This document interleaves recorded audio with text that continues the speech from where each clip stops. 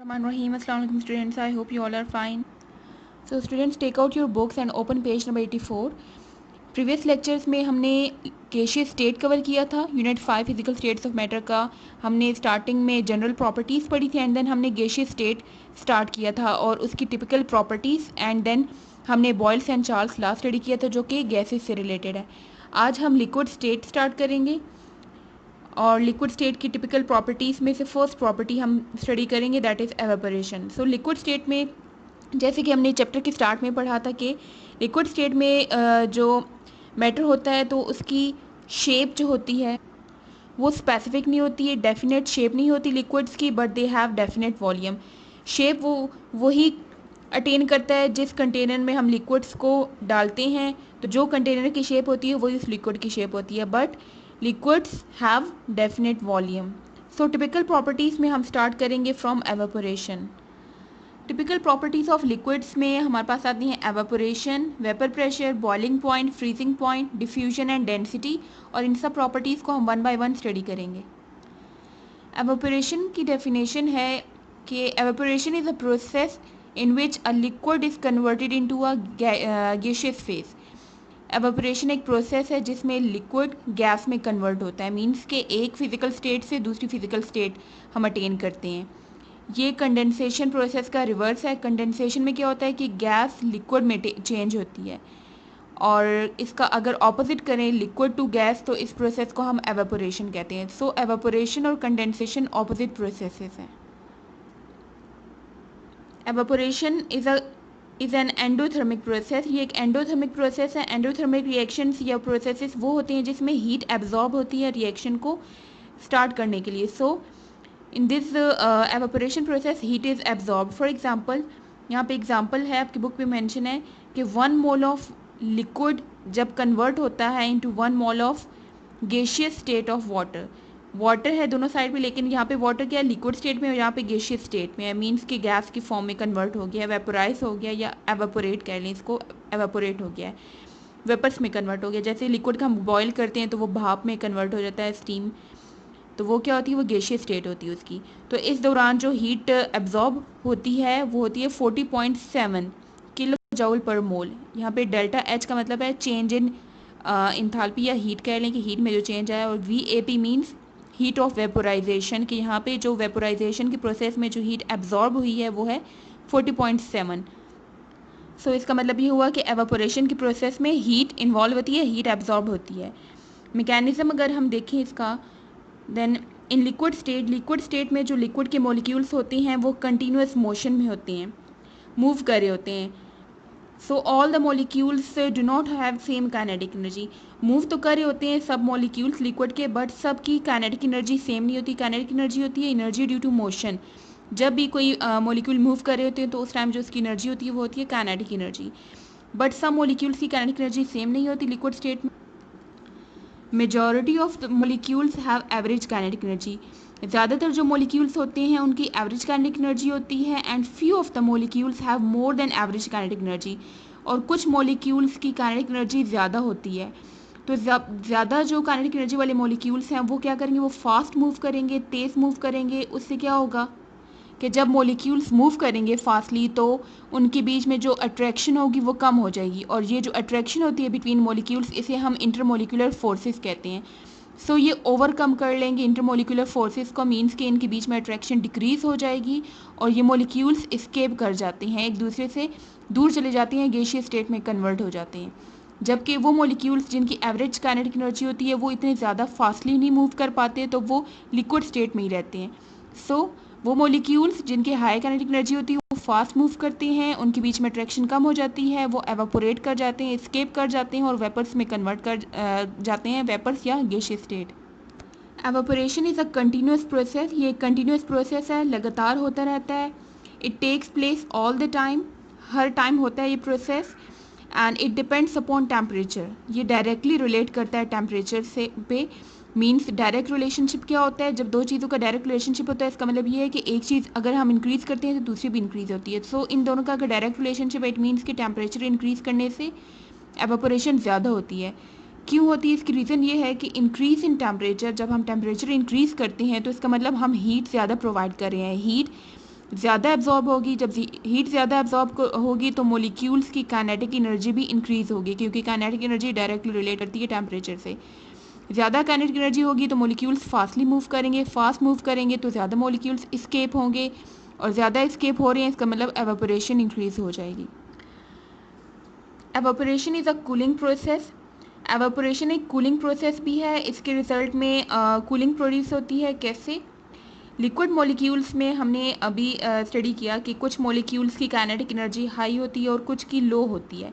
तो high kinetic energy वाले molecules तो वेपोराइज हो जाते हैं, एस्केप कर जाते हैं वो, या वेपोराइज या एवापोरेट एक ही मतलब होता है, मींस के वेपर्स में कन्वर्ट होना, और वेपर स्टेट जो होती है वो गैसियस स्टेट ही होती है, तो इसलिए वेपोराइजेशन एवापोरेशन को ही कहते हैं। सो हाई काइनेटिक एनर्जी वाले मॉलिक्यूल तो स्केप कर गए, पीछे जो लिक्विड मॉलिक्यूल्स बच जाएंगे उनकी काइनेटिक एनर्जी लो है, और लो काइनेटिक एनर्जी होगी तो उसका टेम्परेचर भी लो होगा। टेम्परेचर जब फॉल कर जाएगा तो उसको कंपनसेट करने के लिए ये क्या करेगा, सिस्टम सराउंडिंग से हीट एब्जॉर्ब करेगा।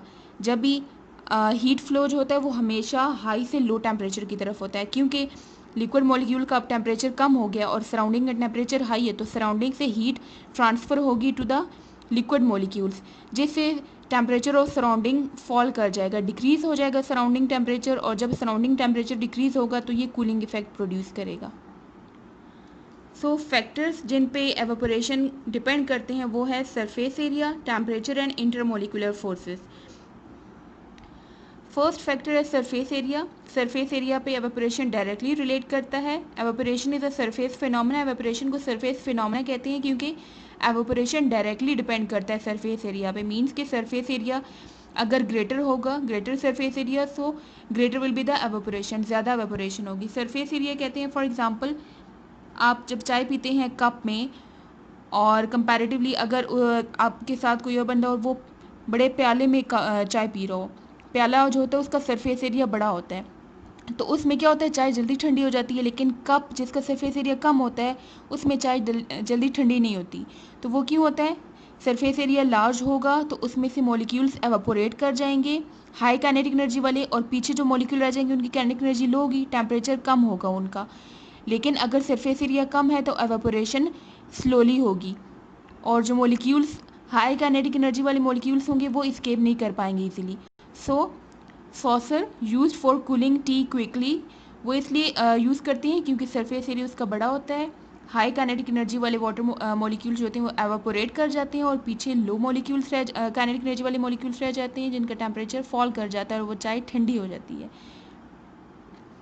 इससे के अलावा एक और एग्जांपल है, फॉर एग्जांपल अगर आप बॉटल में पानी ले लें और इसके अलावा किसी बड़े ओपन बर्तन में पानी डाल के रख लें, सुबह आप रखें, शाम तक अगर देखेंगे थोड़ा सा पानी आप रखें, तो जो बड़ा बर्तन होगा उसमें से पानी एवापोरेट कर जाएगा, खुश्क हो जाएगा वो बर्तन, लेकिन बॉटल में आप देखेंगे तो उसमें पानी रहेगा। वो क्यों?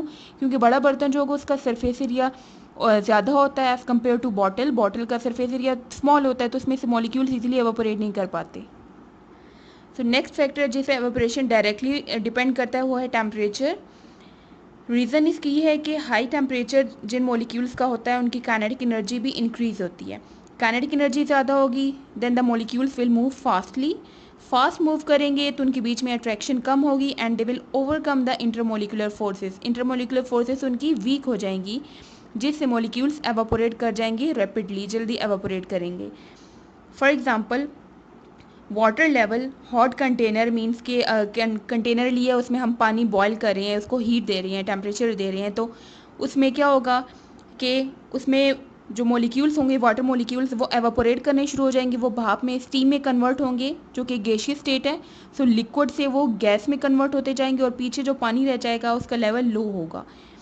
जबकि कोल्ड वाटर जो होगा उससे उतना ही अगर पानी हम किसी और बर्तन में लें और उसको हम हीट ना करें तो उसका जो लेवल होगा वो हाई होगा as compare to the hot container. वो क्यों? क्योंकि इस केस में हमने उसको टेम्परेचर प्रोवाइड किया, काइनेटिक एनर्जी मॉलिक्यूल्स की इंक्रीज़ हुई, मॉलिक्यूल्स मूव करना शुरू कर दिए फास्टली, अट्रैक्शन कम हुई और मॉलिक्यूल्स एवापोरेट कर गए। लेकिन इसमें ऐसा केस नहीं है, इसका टेम्परेचर लो होता है। Another factor is intermolecular forces. Evaporation intermolecular forces पे इन्वर्सली डिपेंड करता है। क्यों?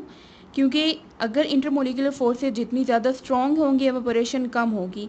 रीज़न ये है कि स्ट्रॉन्ग फोर्सेस अगर होंगी इसका मतलब molecules are held strong together strongly, molecules के बीच में ज़्यादा अट्रैक्शन है और वो स्ट्रांगली एक दूसरे के साथ अट्रैक्टेड है एक दूसरे की तरफ। They will face difficult to escape, easily वो इस्केप नहीं कर पाएंगे, जिसकी वजह से एवापोरेशन विल डिक्रीज, एवापोरेशन का रेट जो होगा वो कम होगा।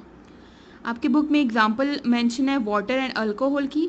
वाटर में स्ट्रॉन्ग फोर्स ऑफ अट्रैक्शन होती है एज़ कम्पेयर टू अल्कोहल, क्योंकि वाटर एक पोलर मॉलिक्यूल है, तो इसमें पोल्स होते हैं, positive negative poles, so they have strong forces. लेकिन अल्कोहल में वीक फोर्सेस होती हैं as compare to water, so water evaporates slowly. Strong forces होंगी तो वो स्लोली एवापोरेट कर लेगा, लेकिन अल्कोहल में वीक फोर्सेस होती हैं तो वो फास्टली एवापोरेट करता है as compare to water.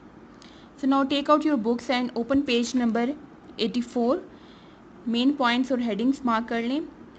First liquid state है, इसमें जस्ट इसकी डेफिनेशन है और एक दो प्रॉपर्टीज़ मेंशन है। टिपिकल प्रॉपर्टीज़ में फर्स्ट आ रही है एवापोरेशन की।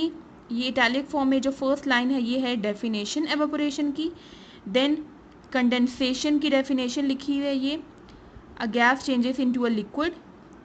देन एंडोथर्मिक प्रोसेस की हेडिंग आएगी, इसका आप यहाँ से स्टार्ट करेंगे और इसमें ये इक्वेशन भी लिखेंगे। यहाँ से यहाँ तक हेडिंग आएगी एंडोथर्मिक प्रोसेस की। देन मैकेनिज्म एक्सप्लेन किया गया है यहाँ पे एवापोरेशन का, यहाँ तक मैकेनिज्म कंप्लीट हो रहा है। एंड देन नेक्स्ट हेडिंग आएगी evaporation is a continuous process, लगातार ये प्रोसेस हो रहा होता है।